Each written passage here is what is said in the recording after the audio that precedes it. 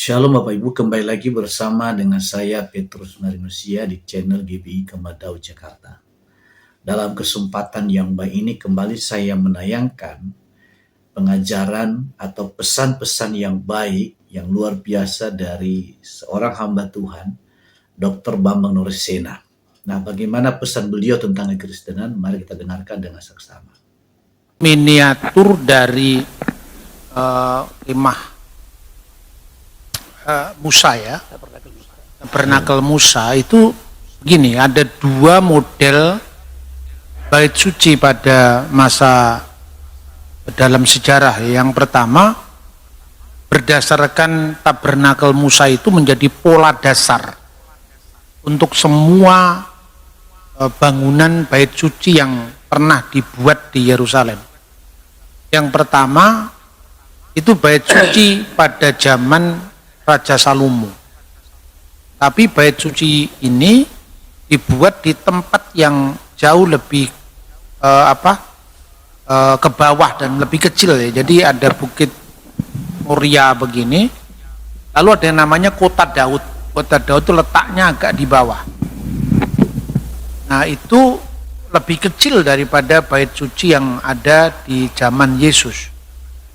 Bait suci yang dibangun Salomo itu pada tahun 586 sebelum Masehi dihancurkan oleh Nebukadnezar.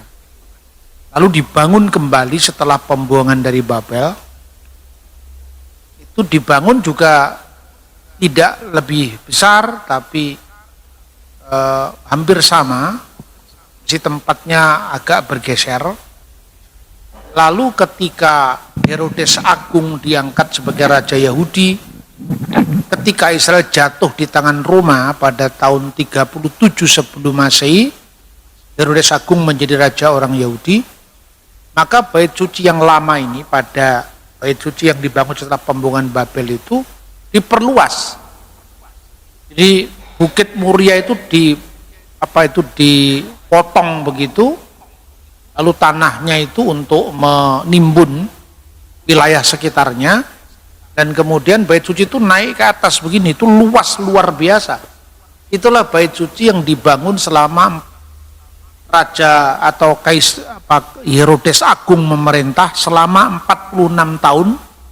Ketika Yesus merujuk itu di dalam Injil Yohanes, ketika orang-orang Yahudi mengatakan, mereaksi kata Yesus, robohkanlah bait suci itu dalam waktu 3 hari aku akan membangunnya kembali. Lalu reaksi orang Yahudi, 46 tahun terhitung dari dibangunnya bait suci sampai zaman Yesus, 46 tahun. Berarti tinggal, kalau itu berbicara tahun 30 Masehi, dihitung mundur sampai 46 tahun, berarti kira-kira tahun 15 atau tahun 14 sebelum Masehi.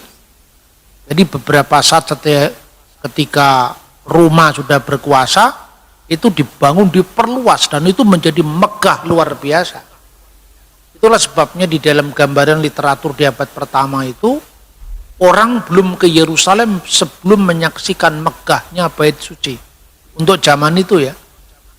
Dan ketika para pendengar Yesus melihat terkagum-kagum seperti orang Yahudi yang lain terkagum-kagum dengan bait suci itu, lihatlah betapa megahnya bait suci ini. Tapi Yesus berkata, akan tiba waktunya tidak satu batu pun dibiarkan terletak di atas batu yang lain, semua akan diratakan. Nah, inilah yang disebut bait suci kedua di zaman Yesus. Bait suci kedua ini sudah tidak punya tabut perjanjian lagi. Tabut perjanjian itu sudah hilang pada saat pembuangan Babel. Dari mana kita tahu kalau tabut perjanjian itu kosong? Kosong, tidak ada isinya lagi. Ya, ada replikanya ada, tapi tidak ada isinya lagi. Karena apa? Sudah hilang. Jadi dibuat tiruannya. Itu tercatat di tulisannya Flavius Josephus, ahli sejarah abad pertama, menulis tahun 90 Masehi. Jadi dia menulis 20 tahun setelah bait suci dihancurkan kembali oleh Titus. Dalam bukunya itu dia menggambarkan tentang kemegahan bait Allah yang 20 tahun sebelumnya dihancurkan. Itu dia sudah mengatakan di sana tidak ada isinya lagi tabut perjanjian itu. Jadi megah secara gedung, secara arsitektur, tapi sesungguhnya fungsinya sudah tidak sesakral bait suci yang dibangun oleh Salomo. Tapi pola dari tabernakelnya tidak berubah. Sesuai dengan ada yang dalam kitab Imamat, dalam kitab Taurat itu persis sama. Hanya aslinya seperti yang dibuat termasuk dua loh batu sudah tidak ada lagi. Nah, itu replika dari pola pembuatan tabernakel Musa itu tidak hanya menjadi pola di mana bait suci pertama, kedua dibangun, tapi juga dalam penglihatan Yehezkiel. Orang Yahudi yang sekarang ini, kelompok Yahudi tertentu yang menginginkan adanya the third temple, pembangunan bait suci ketiga, itu juga mencoba melihat bait suci yang akan mereka bangun menurut visi dari Nabi Yehezkiel itu. Jadi bait suci itu replikanya di mana? Kalau kita pergi ke Israel ya, yang ada replika bait suci pada masa Yesus itu ada di Museum Israel. Tetapi tentang tabernakel itu ada di dalam banyak literatur yang bisa kita lihat, dan karena informasinya tidak jauh berbeda dengan yang ditulis dalam Taurat itu sebagai akarnya itu tidak berbeda satu sama lain. Bahkan ketika Anda membaca literatur sejarah Yahudi, itu ada buku yang menggambarkan model bait suci yang pertama dengan tabernakelnya. Itu sudah banyak beredar. Kalau tidak salah pernah diterjemahkan oleh seminari Sekolah Tinggi Alkitab Asia Tenggara saat dalam bahasa Indonesia itu sudah pernah ada. Dan kalau Anda pergi ke Israel, ada banyak buku-buku yang dijual di Museum Alkitab yang menyajikan perbandingan dari bait suci pertama, bait suci zaman Herodes, dan bagaimana gambaran tentang tabernakel Musa itu. Itu yang pertanyaan pertama. Yang kedua, itu tentang anak perjanjian. Tapi sebelumnya saya mau sampaikan, mungkin Bapak tidak berjumpa dengan saya, tapi berjumpa dengan senior saya, yaitu Pak Bambang Ruseno Utomo. Ya, beliau sekarang masih ada di Malang, dulu ketua sinode atau ketua majelis agung Gereja Kristen Jawi Wetan. Tapi bukan saya itu Pak. Pak Bambang itu sekarang ada di Malang. Ya, mungkin itu yang istrinya Pak Bambang itu yang satu profesi dengan Bapak. Istri saya masih muda di depan itu. Namanya mirip ya, Pak Bambang Ruseno Utomo, kalau saya Bambang Nursena. Dan kebetulan yang kedua, kami berdua itu memang profesinya sama, yaitu kajian-kajian tentang hubungan Kristen Islam. Beliau pernah studi di Birmingham University, di Seljuk College ya. Saya studinya bukan di Inggris, tapi saya di Kairo. Yang merekomendasi saya ke Kairo juga salah satunya Pak Bambang Ruseno Utomo. Nah, hanya bedanya kalau beliau studinya tentang hubungan Kristen Islam, kalau saya studinya Timur Tengah lebih luas. Jadi bukan sekedar hubungan Kristen Islam, tapi juga Yudaisme, kemudian kekristenan Timur ya, karena memang tantangan zamannya Pak Bambang dengan zaman saya itu sudah bergeser, jauh lebih kompleks saya, dan setelah saya akan lebih kompleks lagi. Makanya saya perlengkapi di sekolah saya itu studi tentang Yudaisme. Karena itu penting sekali. Orang yang tahu Yudaisme itu kan hanya kulitnya saja, padahal Yudaisme itu akar dari kekristenan kita. Itu ya, misalnya tentang anak perjanjian. Yang disebut anak perjanjian itu Isa, itu tidak ada bedanya dimanapun, nggak ada bedanya. Ya kalau Islam tidak mengenal anak perjanjian, ya anak biasa. Istilah anak perjanjian itu hanya dikenal dalam Yudaisme dan kekristenan. Jadi ketika Abraham dipanggil Tuhan dalam Kejadian pasal 12, kepada Abraham dijanjikan satu menjadi bangsa yang besar, bangsa yang berketurunan banyak. Kedua, namanya akan termasyhur. Kamu akan menjadi berkat, diberkati dan menjadi berkat. Yang memberkati engkau akan diberkati, yang mengutuk kamu akan dikutuk. Dan ini yang penting ini. Olehmu semua kaum di muka bumi akan mendapatkan berkat. Nah, berkat yang terakhir itu yang disebut the messianic blessing. Berkat mesianis, berkat keselamatan melalui Sang Mesias. Yang mengenal konsep Mesias hanya Yahudi dan Kristen. Islam tidak mengenal konsep Mesias. Islam tidak mengenal konsep juru selamat. Meskipun kata Mesiah dalam bahasa Ibrani diserap dalam bahasa Arab yaitu Al-Masih. Itu tinggal nama saja, tidak punya makna apa-apa dalam Islam. Jadi disebut Isa Al-Masih, ya Isa, kalau bahasa Ibraninya kan Yeshua Hamasiah. Hamasiah itu Arabnya Al-Masih. Kalau kita membaca Alkitab bahasa Arab, ya sama, Yesu Al-Masih, Al-Masih sama. Kitab Bumilati Yesu Al-Masih Ibnu Dawud Ibnu Ibrahim. Inilah silsilah dari Yesus Al-Masih, anak Daud, anak Abraham. Sama, kata Al-Masih dalam bahasa Arab itu sama dengan Hamasiah dalam bahasa Ibrani. Tetapi Al-Masihnya Quran itu tinggal nama, tidak bermakna juru selamat seperti kita. Nah, itu bedanya ya.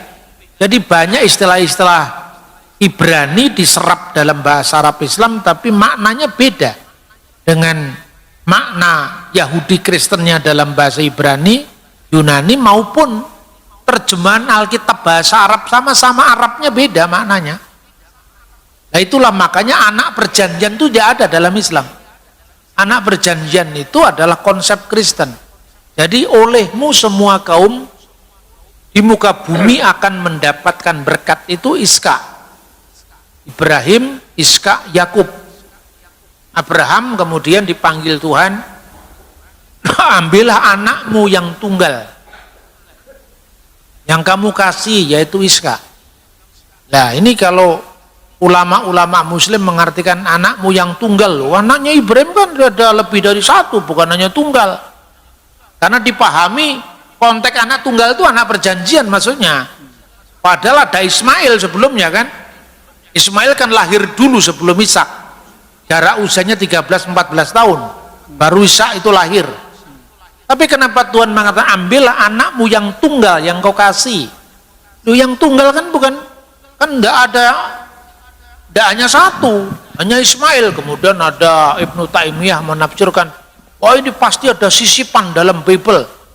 Itu kan memahami kitabnya orang dari pemahamannya dia. Pertama, secara historis anakmu yang tunggal, itu maknanya apa? Ismail sudah diusir.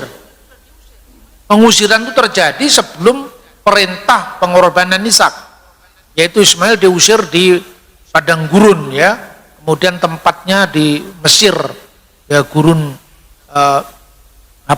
Paran, itu tempatnya di Mesir 90 km dari Sinai tempatnya, di wilayah yang sekarang Nuwaiba. Kemudian sama penafsir Islam ditafsirkan Mekah. Itu bukan urusan kita. Yang jelas padang gurun Paran itu letaknya di dekat Sinai. Makanya ketika Abraham meninggal, orang Yahudi, orang Israel kalau meninggal dikubur pada hari yang sama. Nah, kemudian Ishak bisa hadir di Hebron. Itu karena Ishak tinggal di dekatnya Sinai. Kalau tinggal di lebih jauh dari Sinai, misalnya kalau dalam penafsir muslim itu kan kalau Makkah itu jaraknya 975 km dari Hebron. Tidak mungkin sehari dia sampai ke Hebron. Tapi kalau Sinai bisa sehari, pagi dia berangkat, sore dia tiba. Itu bisa terjadi. Kemudian ambillah anakmu yang tunggal, ketika kemudian Abraham mengambil anaknya yang tunggal, dia ragu-ragu. Di mata dia, aku punya dua anak, karena Abraham bergumul antara anak dalam pengertian biasa dan anak perjanjian. Kalau dalam Talmud itu digambarkan dengan baik. Aku punya dua anak Tuhan, Ismail dan Ishak. Yang kamu kasihi, aku mengasihi dua-duanya, yaitu Ishak. Baru Tuhan memberikan tahap-tahapan. Anakmu yang tunggal. Abraham masih mikir, dia punya dua anak, dia lupa dengan anak perjanjian. Itu bukan anak yang lahir pertama. Anak perjanjian yang dimaksudkan itu Tuhan, dimaksudkan Tuhan itu adalah Ishak. Kenapa? Karena Kejadian pasal 12 perintah itu muncul sebelum Hagar masuk dalam keluarga Abraham. Dan yang namanya rencana Tuhan itu nggak bisa diubah. Tuhan sudah mengatakan dari Sarah, nubuatnya itu dari Sarah. Itu Kejadian pasal 12 kan. Kemudian Abraham masih berpikir seperti orang pada biasanya, sudah anak saya dua, Ismail itu Ishak sama saja.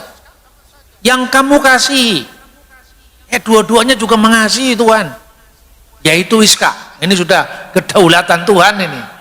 Itu dibawalah Ishak ke tanah Moria. Tapi sebelum Ishak dikorbankan, jangan kamu apa-apakan dia, dibatalkan. Maka berkat itu diulang lagi oleh Tuhan. Di dalam selesainya batalnya pengorbanan putranya itu, olehmu semua kaum di muka bumi akan mendapatkan berkat. Lalu kalau Anda lihat posisi Ismail, ini saya nggak ngomong agama lain, saya cuma ngomong Alkitab dengan konteks sejarahnya, konteks arkeologinya, ya. Jadi bangsa yang besar. Terus kemudian kan Abraham tidak sabar menunggu, ya kan? Antara kehendak manusia dan kehendak Tuhan itu kan berperang di situ. Kemudian Abraham sampai dia sudah tua, Sarah sudah menopause, tidak mungkin lagi secara manusia punya anak. Lalu Abraham mulai mengeluh, apakah Eliezer orang Damaskus itu yang menjadi pewaris dari semua yang kumiliki? Lalu Tuhan menyuruh Abraham keluar dari rumahnya. Kamu lihat bintang-bintang di langit, seperti itu nanti keturunanmu. Mulai Abraham beriman kembali. Ya Tuhan, saya nunggu lagi. Masuk ayat 16. Ganti Sarah.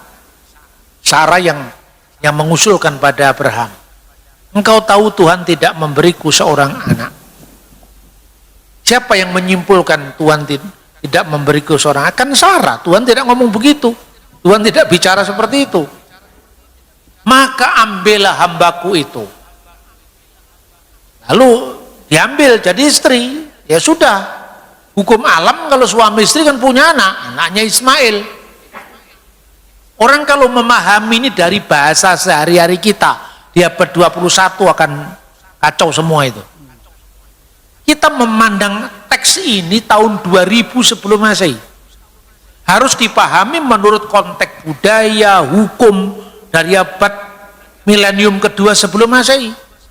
Ada data-data hukum yang muncul dalam dokumen-dokumen yang sejaman. Misalnya, Undang-Undang Lipit Ishtar. Itu ditulis dan dokumennya ditemukan pada zaman Abraham, tahun 2000 sebelum Masehi. Dalam undang-undang itu dikatakan, apabila seorang istri tidak memberikan anak pada suaminya, dia boleh membawa hambanya agar memperoleh anak dari dia. Ini persis cerita Hagar dan Sarah. Dan apabila hamba itu melahirkan anak bagi suaminya, anak dari hamba itu boleh dimiliki sebagai anaknya dengan tebusan pembebasan dari perbudakan ibunya. Itu ada undang-undangnya. Jadi kenapa teolog-teolog kita ini banyak yang gagal? Karena memahami Alkitab dipahami menurut zaman modern. Itu yang disebut anakronisme sejarah. Jadi membaca Alkitab itu tidak mudah. Memang kita harus melihat konteks zamannya. Kemudian ketika hamba itu mempunyai anak, maka anak itu bisa jadi anaknya sang nyonya. Dengan cara apa? Ini masih undang-undang yang sama. Dengan syarat anak itu harus lahir di rumah sang nyonya. Sampai anak itu bisa memanggil bapaknya, "Hai Bapak." Dia boleh mewaris dari dia. Tapi kalau kemudian setelah hamba itu punya anak dan nyonyanya punya anak pula, maka hamba itu tidak boleh diusir. Dia harus di rumah itu, anaknya mewaris bersama dengan anak sang nyonya, tapi bagiannya separuh dari bagian anak sang nyonya. Dan hak kesulungan ada di anak dari sang nyonya, bukan anak hambanya. Itu undang-undang pada zamannya yang Tuhan sudah antisipasi. Tinggalkanlah negerimu, tinggalkanlah rumah bapakmu. Itu bukan sekedar meninggalkan wilayah geografis, tapi meninggalkan hukum adat yang tidak sesuai, meninggalkan hukum adat yang mendiskriminasi perempuan. Itu pesan firman Tuhan. Ya kalau yang mandul itu istrinya, kalau yang mandul suaminya. Ini kan nggak adil hukum adat waktu itu. Hukum lipit estar itu nggak adil karena perempuan jadi objek untuk beranak. Padahal belum tentu kalau yang mandul itu perempuannya kan. Inilah hebatnya Alkitab itu, saudara-saudara. Tinggalkanlah negerimu, tinggalkanlah hukum yang tidak fair itu. Tapi Abraham malah kembali ke hukum itu. Gara-gara nyonyanya, engkau tahu Tuhan tidak memberiku seorang anak. Dia kembali kepada hukum yang suruh Tuhan tinggalkan tadi. Akibatnya ya tanggung sendiri. Ketika Hagar mulai punya anak, dia memandang rendah sang nyonya. Wajarlah, seorang perempuan, kamu cantik, kamu perempuan merdeka. Tapi kan sudah layu. Saya memang status saya tidak sama dengan kamu, saya hamba tetapi saya subur. Dan di Timur Tengah kesuburan itu adalah didewikan.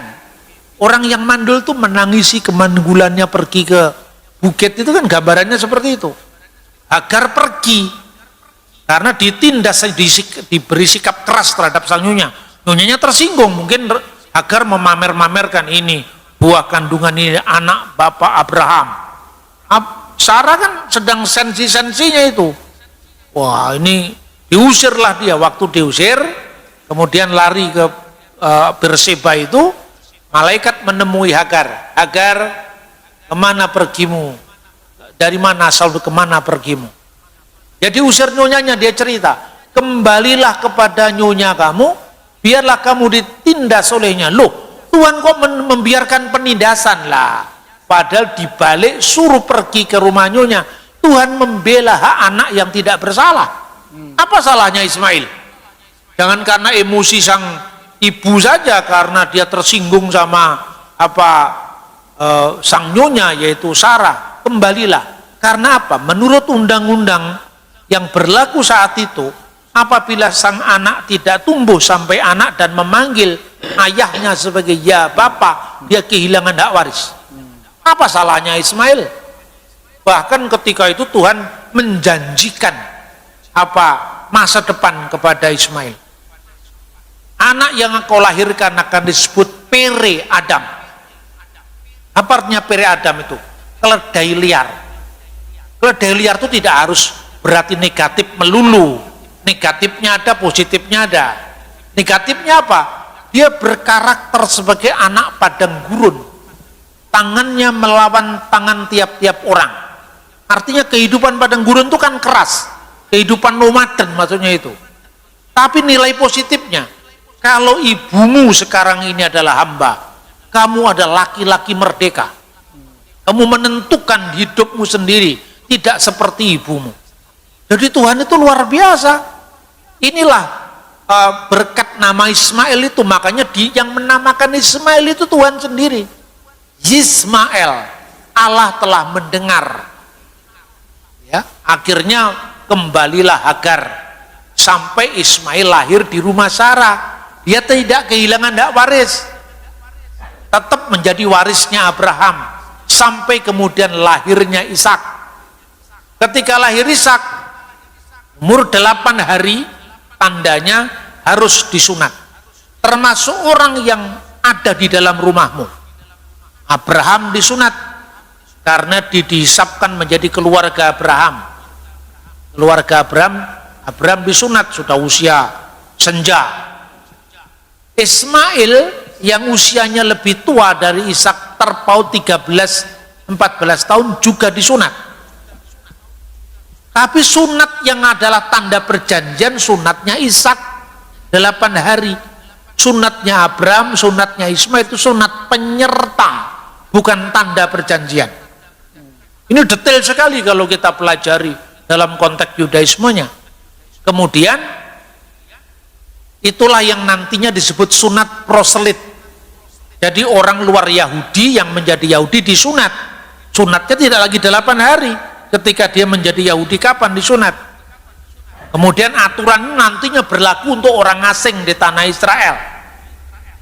Kamu tidak boleh makan bangkai, katanya. Bangkai di sini bukan bangkai busuk maksudnya. Kalau kita punya kambing, lepas dari kandang, kambing kita ditabrak mobil, itu sama dengan bangkai, karena tidak disembelih oleh hukum Yahudi. Itu nggak boleh dimakan sama orang Yahudi. Kamu boleh memberikannya kepada orang asing di pintu gerbangmu, atau kamu boleh menjualnya kalau tidak mau rugi. Artinya apa? Orang non Yahudi boleh makan itu, Yahudi nggak boleh. Israel nggak boleh, apa non Israel boleh. Itu artinya ada dua hukum yang berlaku berbeda. Karena apa? Orang-orang yang bukan Yahudi tidak berlaku hukum Musa. Oleh orang Yahudi disebut berlaku hukum Nuh. Hukum Nuh itu yang disebutkan dalam Kejadian pasal 9. Semua binatang boleh kamu makan yang bergerak, termasuk babi boleh dimakan. Karena dia bukan Israel loh, ini saya ngomong serius. Jadi yang melarang babi itu siapa? Tidak ada yang melarang babi. Babi dilarang bagi orang Israel. Itu Imamat pasal 11. Tidak berlaku bagi non Yahudi. Makanya orang Arab sampai sekarang makan unta. Ya kalau menurut perjanjian Musa nggak boleh unta dimakan. Orang Arab makan cumi-cumi, makan udang, makan ikan tidak bersisik, makan lele, ikan patin. Yahudi nggak boleh. Jadi bukan hanya babi yang dilarang, jangan GR. Ya toh, ini kalau kita mau cerita detailnya kan. Kemudian Ishak lahir, Ismail lahir. Ketika orang-orang asing ini yang tidak berlaku hukum Musa ini berlaku hukum Nuh. Lalu setelah Musa diberikan Taurat, hukumnya dibagi menjadi 3. Ini semua dari Alkitab ini. Cuman kalau orang Kristen membaca perjanjian lama kan hanya sambil lalu, bahkan sambil lari. Aturan hukumnya, detailnya kan nggak pernah dibaca, hanya kisah yang dibaca. Bener nggak? Tapi kalau orang Yahudi itu dibaca karena itu aturan hukum. Hukum dalam Musa itu dibagi menjadi 3 bagian. Pertama, hukum yang bersifat edot. Edot itu peringatan. Ini hanya berlaku bagi Israel. 2, hukum yang bersifat kasrut, itu hukum khusus, hukum makanan, hanya berlaku bagi Israel.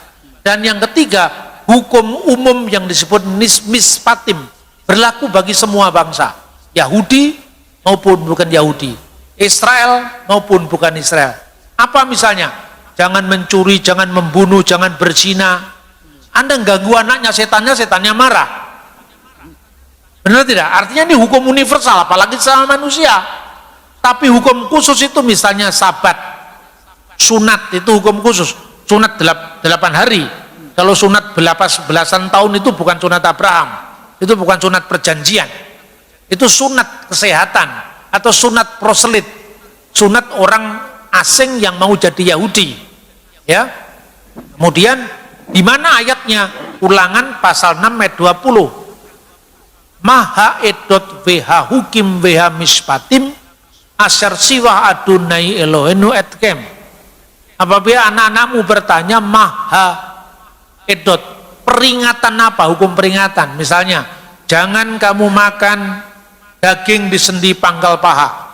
Apa relevansinya bagi orang Jombang? Tidak ada. Itu relevansinya hanya Israel, karena Yakub yang dipukul kakinya oleh malaikat. Nenek moyang saya Suro Menggolo nggak pernah dipukul kakinya, nggak berlaku hukum itu. Ya, contoh kedua, jangan makan anak kambing bersama susu induknya. Di Tegal tetap aja anak kambing itu dimasak sama susu dari Betawi itu, soto Betawi. Gitu. Zaman Majapahit ada yang namanya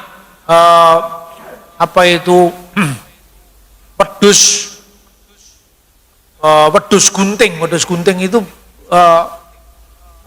kambing yang belum keluar buntut, jadi artinya batibul balibul. Itu makanan raja di zaman Majapahit. Ada undang-undangnya, namanya Kitab Undang-Undang Purwadigama, namanya Raja Hayamuruk. Itu posisi-posisi seperti itu. Kemudian hukum khusus itu hukum tentang tidak boleh makan babi, makan onta, ikan tak bersisik, itu hanya berlaku bagi Yahudi. Nah, setelah kemudian zaman gereja mula-mula, tetap saja Paulus mengutip, olehmu semua kaum di muka bumi akan mendapatkan berkat. Itu artinya Mesias. Makanya perhatikan, baca seluruh kitab Kejadian. Ayat olehmu semua kaum di muka bumi berlaku untuk Abraham, berlaku untuk Ishak, berlaku untuk Yakub, tidak pernah berlaku untuk Ismail. Tapi sama-sama jadi bangsa yang besar, Ismail termasuk. Sama-sama diberkati, Ismail termasuk. Tapi tidak pernah ada ayat untuk Ismail, olehmu semua kaum di muka bumi akan mendapatkan berkat. Ini khusus Abraham, Ishak, Yakub. Makanya kalau berdoa Allah Abraham, Allah Ishak, Allah Yakub, bukan Ismail didiskriminasi, tapi Ismail bukan jalur Mesias. Ini Yahudi dan Kristen sama, itulah yang namanya anak perjanjian. Jadi siapa anak perjanjian, Pak? Yaitu Ishak, anak perjanjian itu. Makanya Bapak Ibu cari di seluruh kitab suci, tidak ada Ismail pernah berlaku janji Tuhan, olehmu semua kaum di muka bumi akan mendapatkan berkat, tidak pernah. Hanya berlaku Abraham, Ishak, Yakub. Itulah maknanya anak perjanjian. Jadi saya simpulkan, janji ini hanya berlaku untuk Ishak, dan seluruh ayat kitab suci berkata yang dikorbankan Ishak di tangan orang Samaria, Taurat Samaria abad ketiga sebelum Masehi, di tangan Septuaginta itu Yahudi diaspora di Alexandria, ambillah anakmu yang tunggal yaitu Iska. Di tangan orang Yahudi baik naskah Masoretik sampai Qumran gua keempat, semua Yitzhak. Nah Ismail, Pak, Ismail itu versi Islam, tidak ada hubungannya dengan Yahudi, tidak ada hubungannya dengan Kristen. Lah kok berbeda? Ya mbora, roh aku bukan Islam. Jadi yang jelas kalau Anda mau lihat naskah Taurat paling kuno sekalipun, nggak ada satupun yang menyebutkan Ismail, nggak ada. Itu versi Islam. Yang kontroversi Ismail atau Iska itu Islam, Kristen nggak pernah, Yahudi nggak pernah. Itu ya. Jadi saya ini fair, saya tidak pernah mau ngurusi agama orang, tapi saya tunjukkan inilah iman Kristen seperti ini. Sebagai berikut. Saudara, apa yang dipaparkan oleh Dr. Bangun Restina tadi ini luar biasa ya, dan ini merupakan jawaban dari semua kesalahpahaman selama ini. Nah, iman Kristen itu bisa dipertanggungjawabkan karena berdasarkan logika juga bisa, berdasarkan fakta sejarah juga bisa, dan juga berdasarkan keimanan. Kebenaran di dalam firman Tuhan. Boleh saja orang mengatakan ini palsu, ini pokoknya sudah dirubah-rubah. Tapi kuasa daripada firman itu tidak pernah berubah. Dan Alkitab ini adalah kitab yang paling menarik. Kenapa? Karena banyak orang yang membahasnya. Banyak orang berusaha melenyapkannya. Tetapi sampai dengan hari ini Alkitab tetap eksis selama ribuan tahun. Karena apa? Melalui ajaran-ajaran firman Tuhan ini, banyak orang yang mengalami transformasi dalam hidupnya. Banyak orang yang memahami tujuan hidup. Bahkan ada orang-orang yang tadinya tidak tahu apa yang akan dialami ke depan, tapi berubah dalam sekejap melalui hubungannya dengan kebenaran daripada firman Tuhan. Doa dan harapan saya, setiap kita hari-hari ini akan mengalami pengalaman pribadi dengan Tuhan, sehingga kita tidak mudah terombang-ambingkan oleh angin-angin pengajaran. Karena hari-hari ini memang ajaran-ajaran sesat sedang menjalar ke seluruh dunia. Nah, demikianlah tayangan saya kali ini. Sampai ketemu di tayangan selanjutnya. Terima kasih dan Tuhan Yesus memberkati. Shalom.